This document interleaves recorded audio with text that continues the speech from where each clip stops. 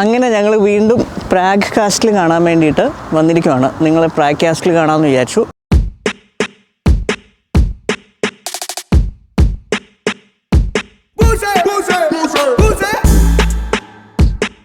ഞങ്ങൾ ട്രെയിനിൽ നിന്ന് പൊക്കി എന്ന് പറഞ്ഞു കഴിഞ്ഞാൽ ഞങ്ങൾ 90 മിനിറ്റിൻ്റെ ടിക്കറ്റ് എടുത്തിരുന്നത്. അപ്പം 90 മിനിറ്റ് കഴിഞ്ഞിട്ട് ഒരു 7 സെക്കൻഡ് കൂടിപ്പോയി, അപ്പോഴത്തേക്ക് അവൻ പൊക്കി. അതുകൊണ്ട് നമ്മളുടെ അശ്രദ്ധ കൊണ്ടുണ്ടായ നഷ്ടം എന്ന് പറയുന്നത് 100 യൂറോ ആണ്. അങ്ങനെ അവന്മാരുണ്ടല്ലോ, ഒരാൾക്ക് 1000 ക്രോൺ വെച്ചിട്ട് 2 പേർക്കും കൂടെ 2000 ക്രോൺ ഫൈൻ ഇട്ടു. എന്നിട്ട്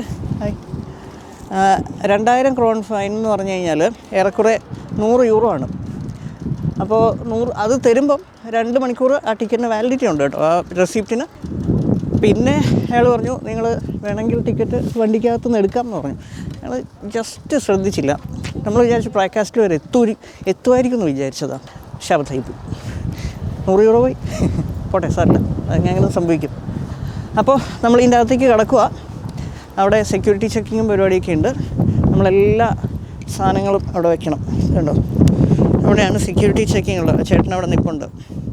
ചെക്ക് റിപ്പബ്ലിക്കിനെ സംബന്ധിച്ച് പ്രാഗിലെ ഈ കാസ്റ്റിൽ എന്ന് പറയുന്നത് വളരെ പ്രാധാന്യം അർഹിക്കുന്ന ഒന്നാണ്. അവരുടെ ചരിത്രപരമായിട്ടും സാംസ്കാരികപരമായിട്ടും ഒക്കെ വളരെ പ്രാധാന്യം അർഹിക്കുന്ന ഒന്നാണ്.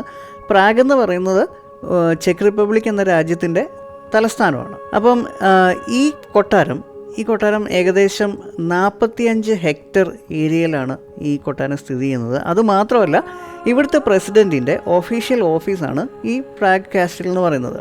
അപ്പം ഇവർ അനുവദിച്ചിട്ടുള്ള കുറച്ച് സ്ഥലങ്ങളുണ്ട്, അവിടെ മാത്രമേ നമുക്ക് എപ്പോഴും ആക്സസ് ഉള്ളൂ.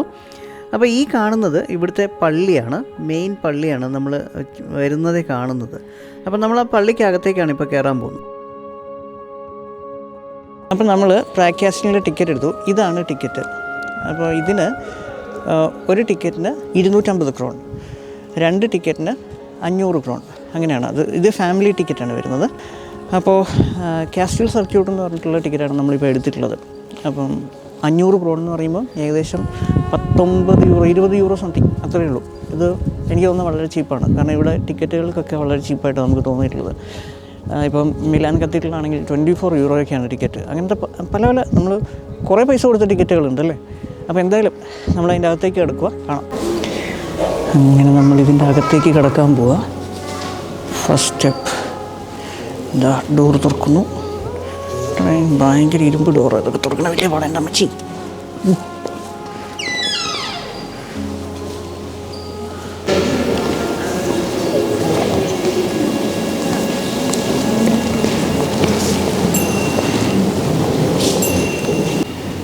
ഇതാണ് നമ്മൾ കയറി വരുമ്പോൾ തന്നെ ഉള്ളത് കേട്ടോ.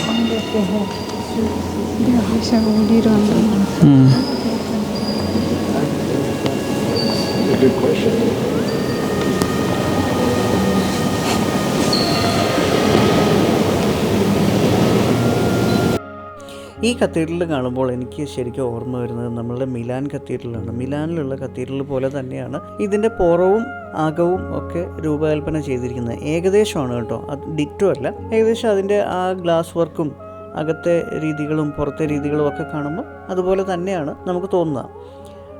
1918 വരെ ഇത് ബൊഹീമിയൻ രാജകുടുംബത്തിൻ്റെയാണ്. അവരാണ് ഇത് കൈവശം വെച്ചിരുന്നത്.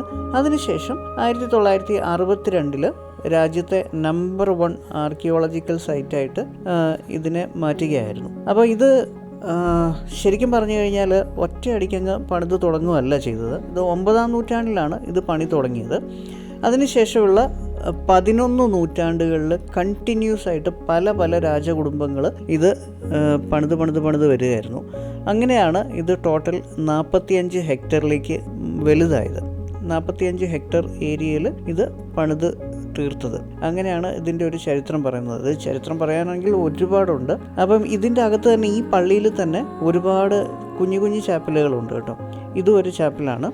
ഭയങ്കര രസമായിട്ട് ഡെക്കറേറ്റ് ചെയ്തിട്ടുള്ള വളരെ ഭംഗിയുള്ള ഒരു ചർച്ച് തന്നെയാണിത്. ഭയങ്കര രസമാണ് കാണാൻ. അപ്പം ഇവിടെയുള്ള രാജകുടുംബത്തിലെ ആളുകളൊക്കെ സ്ഥിരമായിട്ട് വരികയും അവരുടെ ഫ്യൂണറൽ നടക്കുകയും ഒക്കെ ചെയ്തിരുന്ന പ്രദേശമാണ് ഇത്, ഈ ഒരു ചാപ്പൽ എന്ന് പറയുന്നത്. അപ്പം ഇത് അന്നത്തെ കാലത്തെ ലിപിയിൽ എഴുതിയിരിക്കുന്നതാണ്.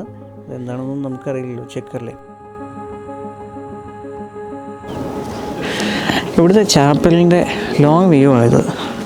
ഭയങ്കര ഭംഗിയില്ല കാണാൻ, നല്ല രസമുണ്ട്. ആ സ്കൈയും എല്ലാം കൂടെ നല്ല രസമുണ്ട്, അടിപൊളിയാണ്. നമ്മളിനി കാണാൻ പോകുന്നത് ഈ ചുമന്ന ബിൽഡിങ്. നമ്മൾ ഈ ചുമന്ന ബിൽഡിങ്ങിലേക്കാണ് ഇനി പോകുന്നത്. ഒരു ബസിലിക്കയാണ്, ചെറിയ കുഞ്ഞ് ബസിലിക്ക. പിന്നെ മോളൊക്കെ തടിയ.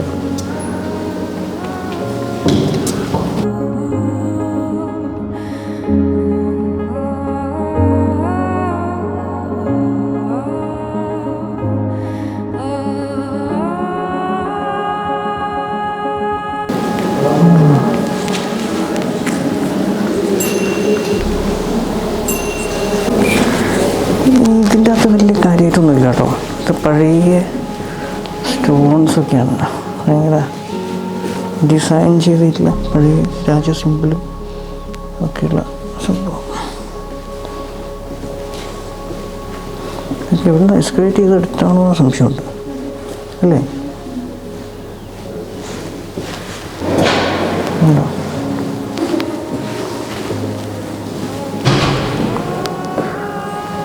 ചെക്കാണ് ഭാഷ.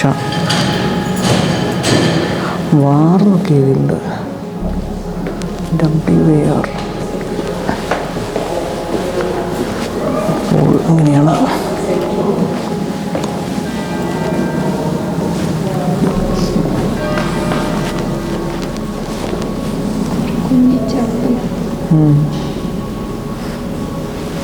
ടവറാണ്, ബേർഡ്സ് ഐ എന്നാണ് പറയാം. നമ്മൾ കയറുക, മല കയറാനുണ്ടെന്ന് തോന്നുന്നു അല്ലേ?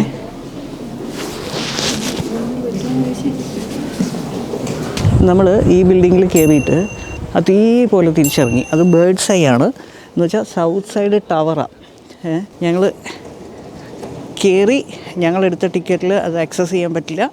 അതൊരു കണക്കിന് നന്നായി അല്ലേ? അതൊരു കണക്കിന് നന്നായി. ഞാൻ വെറുതെ എത്ര സ്റ്റെപ്പ് ഉണ്ടോ എന്ന് ചോദിച്ചാണ്. അപ്പോൾ 280 സ്റ്റെപ്സ് ഉണ്ട്. ഇപ്പം അത് കിടക്കാനുള്ള ത്രാണിയില്ല, കട്ടപ്പോകയാണ്. മാത്രമല്ല ഞങ്ങൾക്ക് ഇന്നും കൂടെ ഉള്ളൂ. മാക്സിമം ഞങ്ങൾ ഇവിടെ ഒന്ന് കവർ ചെയ്യണം, എന്നിട്ട് പോകണം. ഭക്ഷണം കഴിക്കണം, പാക്ക് ചെയ്ത് വെച്ചിരിക്കുകയാണ്. ബാക്കിയുള്ള കാര്യങ്ങളൊക്കെ ചെയ്യണം. എല്ലാം പാക്ക്ഡാണ്, വേറെ പരിപാടിയൊന്നുമില്ല. അപ്പം അടുത്ത സ്ഥലത്തേക്ക് പോകാം.